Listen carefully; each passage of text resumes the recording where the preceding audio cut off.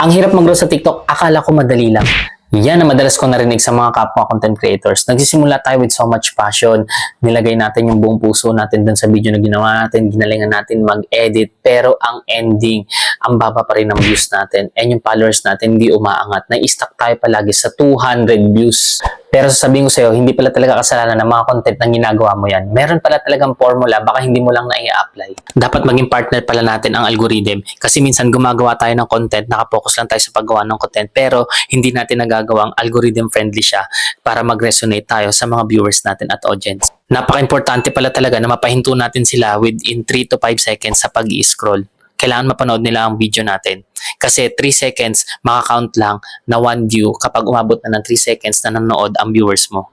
At napaka-importante pala na kapag gagawa ka ng video, meron kang value na nabibigay sa mga audience mo para panoorin nila ulit yung mga susunod na video na gagawin mo.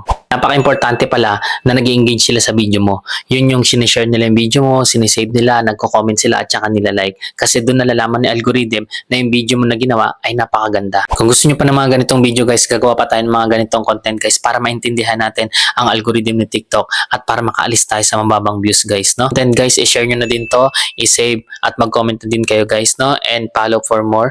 And kung may time kayo guys, bisita kayo sa live natin. Everyday tayo nag-live. Tawagin niyan Drake Bean. Akong bahala sa inyo.